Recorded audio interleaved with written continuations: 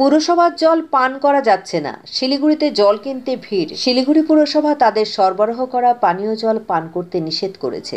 তারপর থেকেই পানীয় জল কিনতে শহরের বিভিন্ন এলাকায় লম্বা লাইন শুরু হয়েছে। পুরসভার সরবরাহ করা পানীয় জলের পাউচ সংগ্রহ করতেও ভিড় শুরু হয়েছে। বুধবার মেয়র গৌতম দেব বলেন, মহানন্দা নদীর জল পরীক্ষা করে দেখা গিয়েছে সেই জলে ঠিকঠাক নেই বিওডি, ফলে সেই জল পানের অযোগ্য। সেই জল পান না করে অন্যান্য দৈনন্দিন কাজে ব্যবহার করার পরামর্শ দিয়েছেন গৌতম বাবু। আপাতত ২রা জুন পর্যন্ত তিস্তার জল সরবরাহ না হওয়া পর্যন্ত পুরসভার জল পান করা যাবে না। আর এর জেরেই জল কিনতে রীতিমতো লম্বা লাইনে দাঁড়াচ্ছেন শহরবাসীরা। এখন প্রতিদিন পুরসভার তরফে ১ লক্ষ জলের পাউচ বিলি করা হচ্ছে। বড়ভিত্তিক ২০,০০০ জলের পাউচ দেওয়া হবে। বৃহস্পতিবার সকাল থেকেই জলের পাউচ ওয়ার্ডগুলিতে বিলি করা শুরু হয়েছে।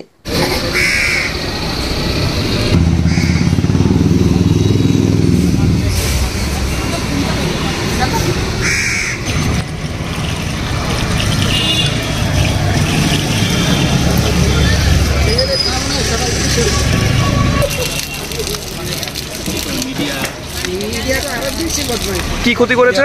আরো ভালো লোকে জানবে।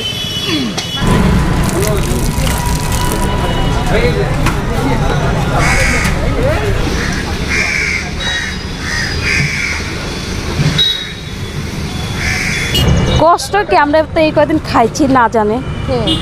আতঙ্কে আছেন? না, সেটা তো নাই। আতঙ্কে নাই মানে এই যে জলটা খেয়েছেন আতঙ্ক তেমন ভাবে নেই। এমনি কোনো শরীর খারাপ বা কিছু? না না, ওইসব নেই।